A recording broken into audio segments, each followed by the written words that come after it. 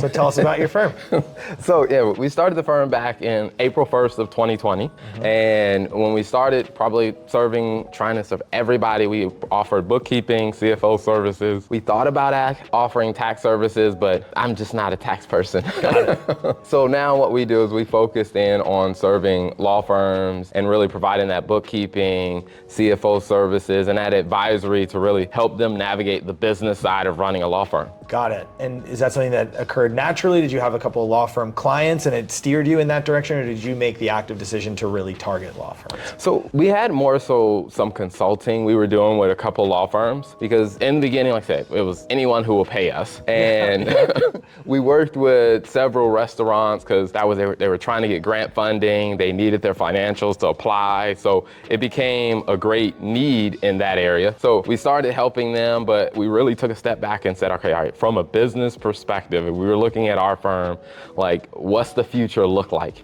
And one of the things that I started doing some research of that restaurants usually close like every 5 years. And I'm like, so that means we probably have to like rebuild our business every 5 years on this 5-year cycle. And I was like, we need a client that has more longevity, because we didn't have like a full sales team to constantly be going out getting more clients. So we needed businesses with more longevity. Got it. And I had done some consulting with about maybe after 17 law firms. I was like, we really know their problems. We know their business is very similar to ours as an accounting firm. Plus, they have a longevity. I mean, lawyers will be around as long as probably civilization exists. That's right. Yep. Times are good, times are bad. Everyone needs a lawyer. Yes. That's for sure. What were some of the challenges that you felt like your firm was facing that caused you to make this pivot towards law firms?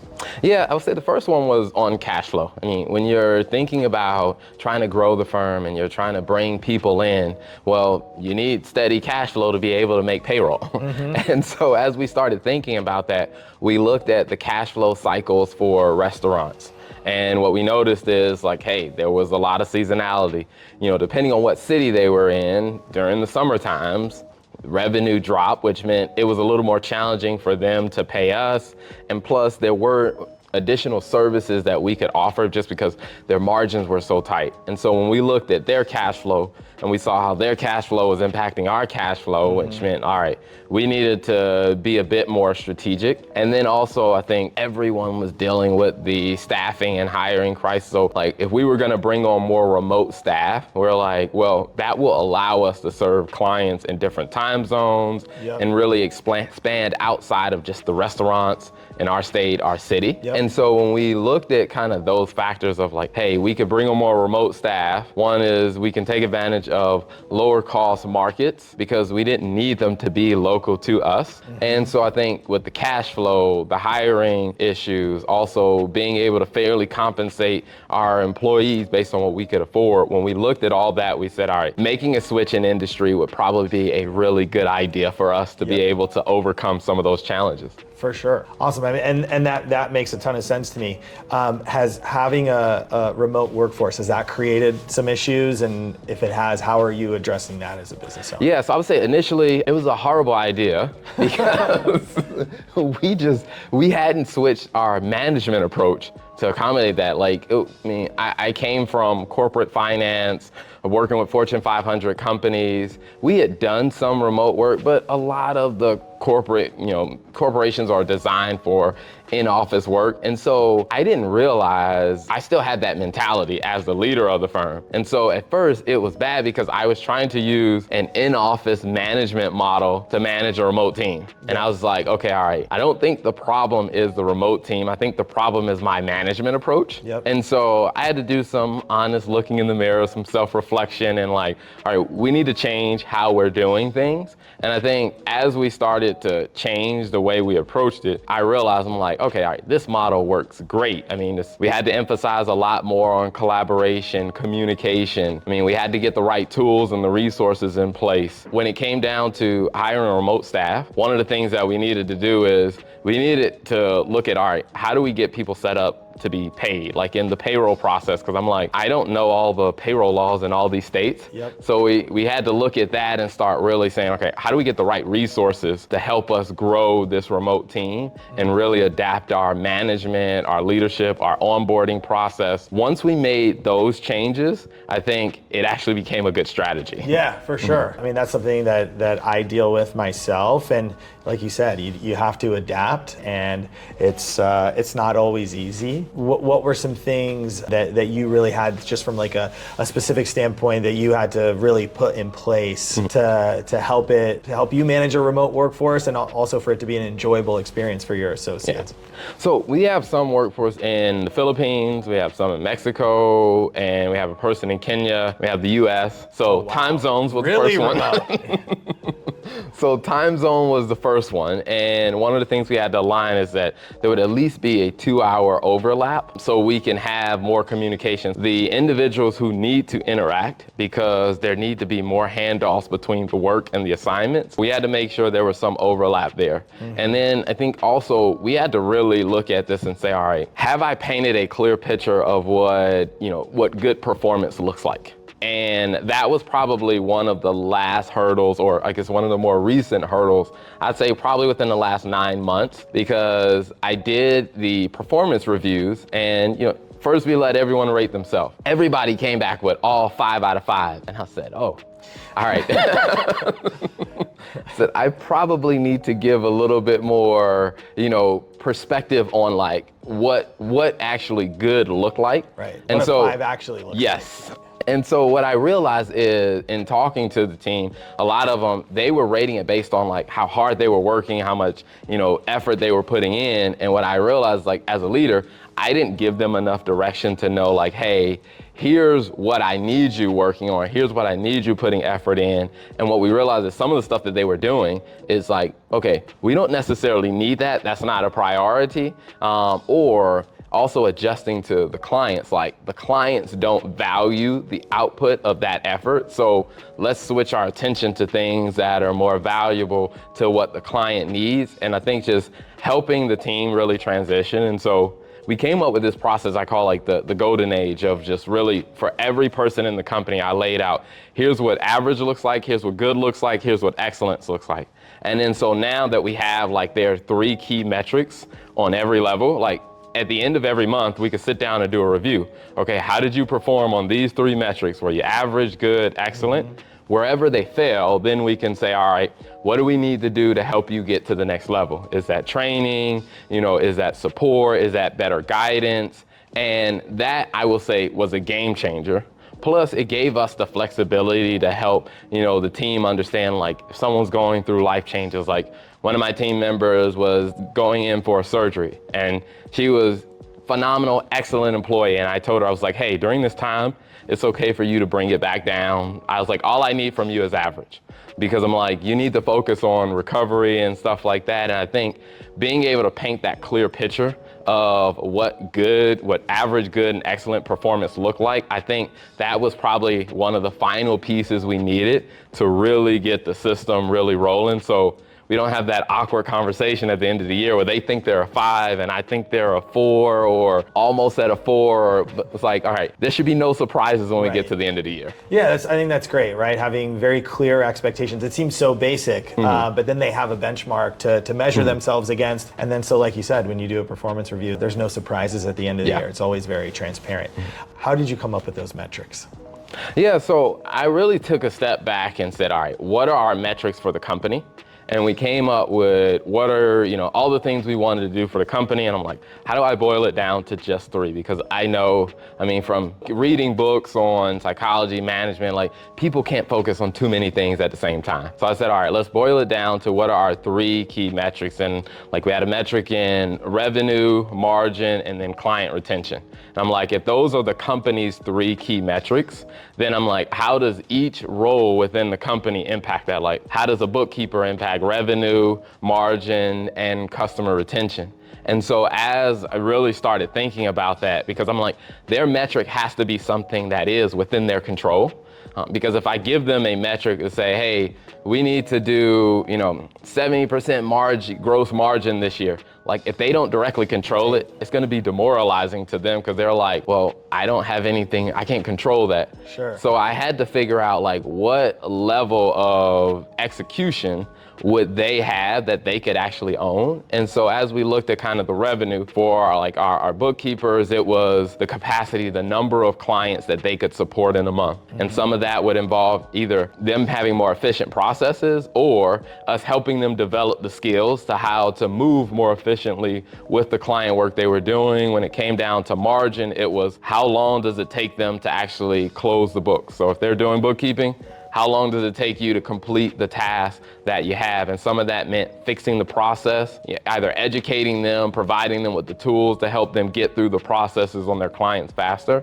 And then when it came down to retention, it was the biggest factor they controlled was the accuracy of their work. And so we gave them a target on, hey, your accuracy needs to be within this range for us to not lose clients. Because I'm like, if we have a lot of mistakes in the financials, we're not going to hit our customer retention. And so we just went through every role within the company and said, how does this role relate to those 3 overall metrics? And even setting targets for myself to where the team knows what my average, good, excellent targets look like.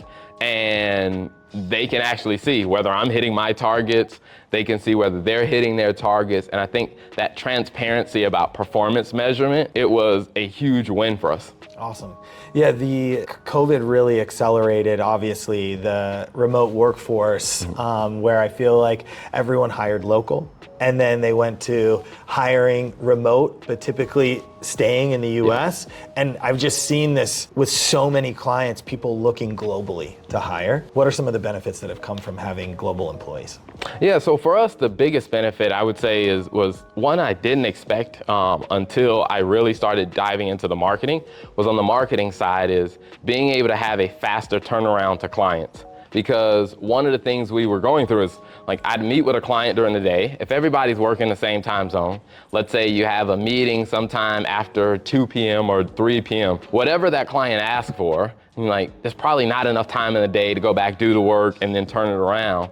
But having a team, in the Philippines, which is a 12-hour time difference for us, after that meeting, I create a video, give them some instructions, hey, here's what we need to do. So when that client comes back in first thing in the morning, we already have the work done. Wow. And what we realized is that became a great marketing resource because now they're extremely happy because they're like, wow, they have really fast turnaround. And doing the marketing, I realized that turnaround time was very important to winning more clients. So I'm like, the remote team or the global team allowed us to have that faster turnaround. And then even on the marketing side, I think getting a different perspective, because we hired a content writer who used to write movie scripts for movies in Kenya. And I was like, you don't know accounting, which is good.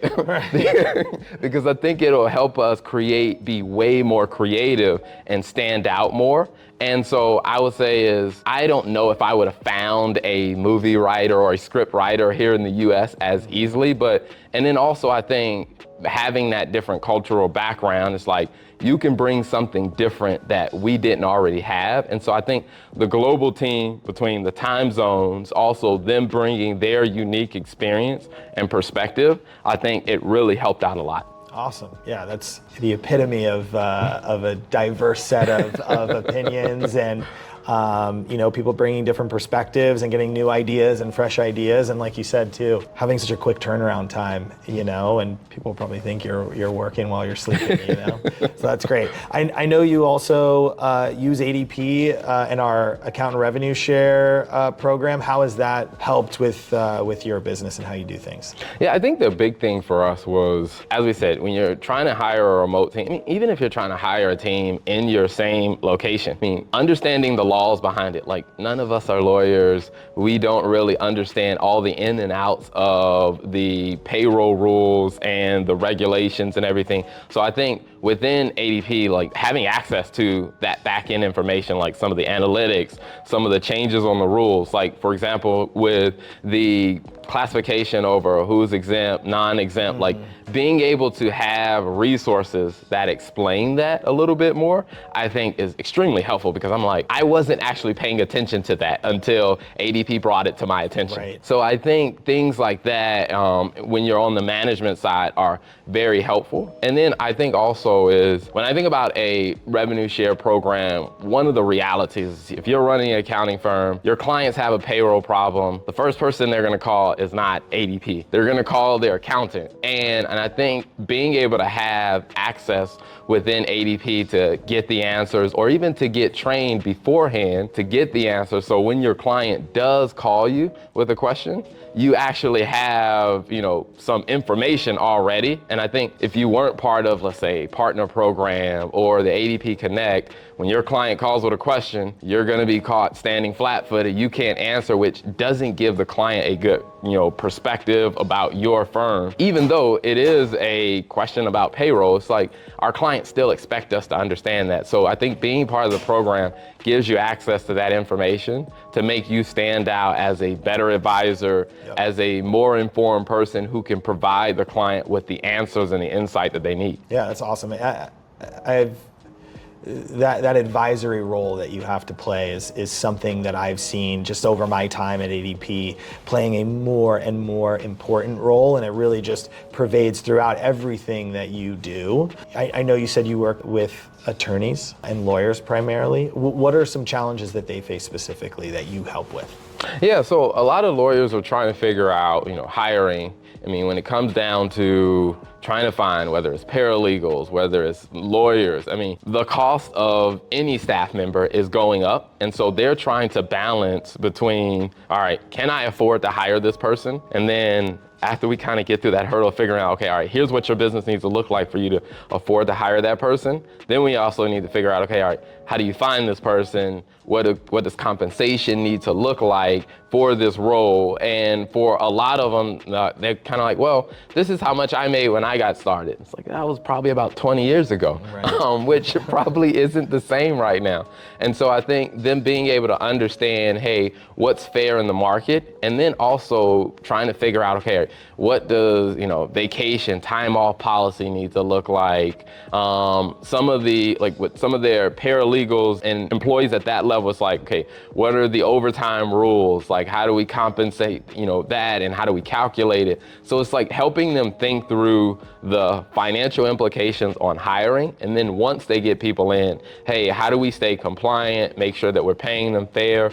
And even just looking and assessing, like, all right, if we're gonna hire this new attorney at this new rate, do we need to give raises to our existing staff? Like, how do we handle and how do we navigate that? And so I think those are very common questions and challenges that we help our clients navigate. Awesome. Yeah, I mean, I know we were discussing a little earlier too in regard to compensation data and compensation benchmarking that we're able to provide. And so, these are very real world things that are happening. And a lot of times too, I think people look to attorneys and feel like they're the ones that are typically advising, but it's really just their unique part of what they do that they're able to advise on, and they do need a lot of help. And so it's great that you can provide that for them. I mean, it's something that really allows, I think, any accounting firm to stand out, is being able to provide that information, answer some of those questions. And I think having the right resources,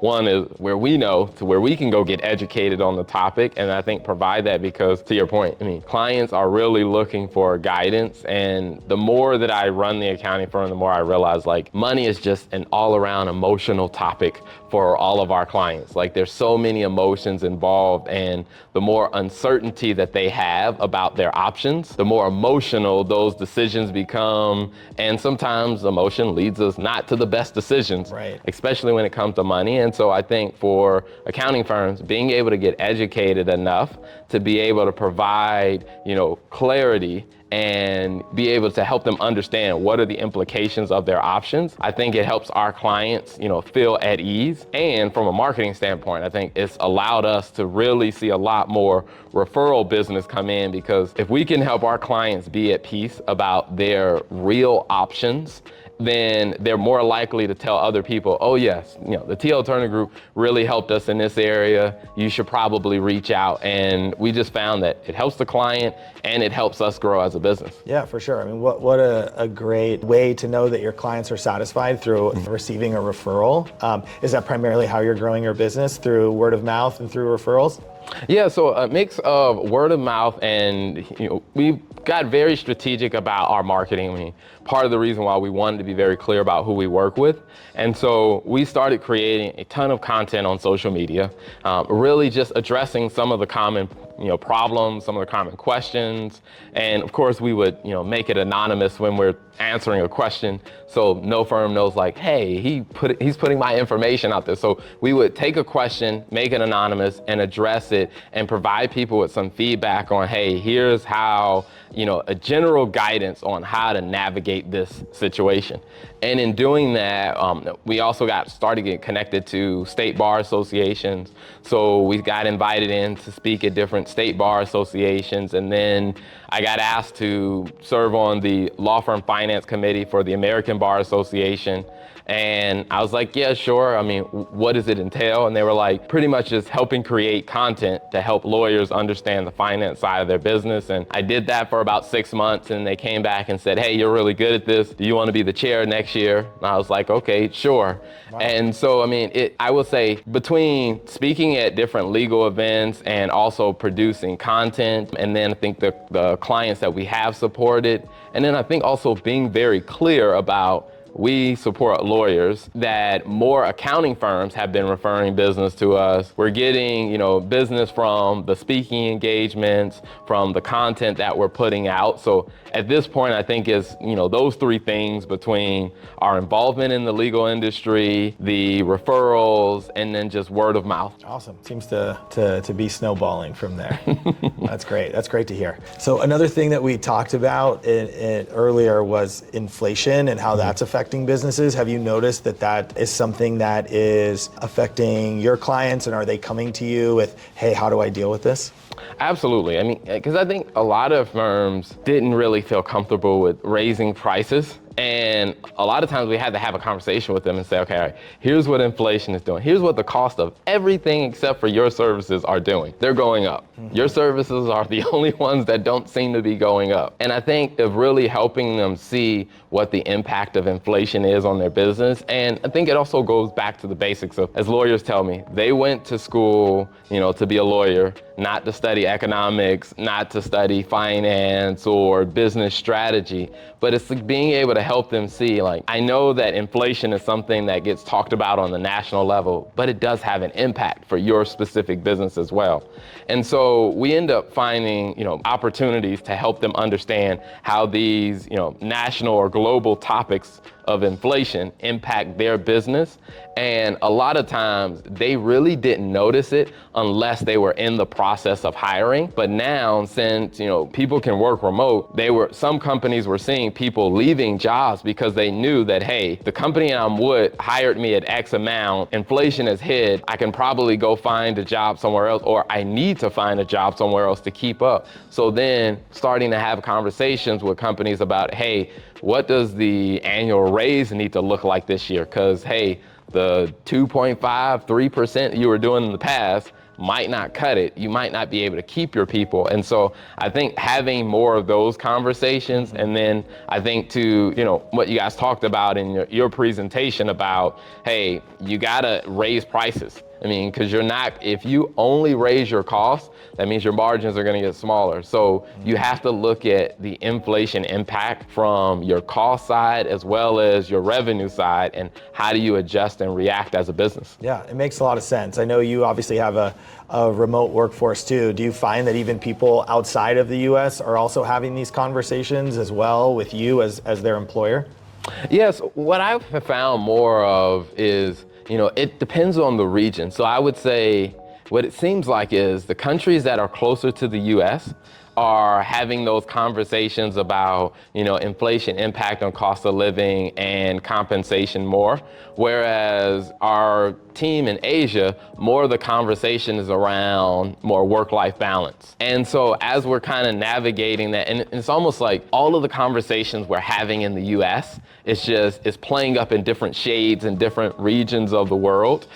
For example, like in Kenya, it's more of, wellness and, I guess you would say employee wellness. In, the Philippines, it's more work-life balance. In Mexico and the US, it's a bit more, how do we react to inflation? And so I think just being able to look and understand whether the dynamics in the different regions of the world and like, how do we approach it? Because I think we almost took the wrong approach of, well, inflation is a topic here. We just need to pay everybody more. And I was like, well, that's not the concern that the Philippines has, or that's not the concern that, Kenya has. And so I think it's really being able to step back as a leader and understand what are the dynamics and what are the options we need to work within to really, show up as a better employee for the teams that we have. Yeah, I mean, it makes a lot of sense too, like you were saying, trying to have really transparent goals for everyone, but at the same time too, knowing that those goals need to be different and unique for every single person that you have.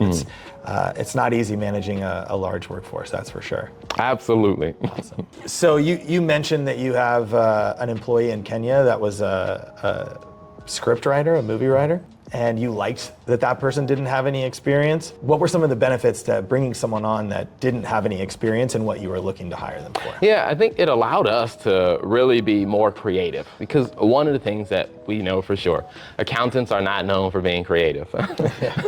But I think in this world we live in with social media, there's so much access to very creative people. And when you're now competing with that, it's like you have to really step outside of the normal box, but you still have to deliver a message that makes sense. And so for myself, I looked at it and I said, okay, all right, movies have for years and years and decades been able to craft a story and a message and communicate it in a very compelling way. And so I was like, okay, all right, that skill would be very helpful for us. One is it can bring a level of creativity to what we do, and it could also help us communicate a story more concisely and more clearly. And I think as we started exploring that, we also looked at, even on the accounting side, of just hiring, non-traditional accountants. And so even to the point, like, we just hired someone in the Philippines like 2 days ago.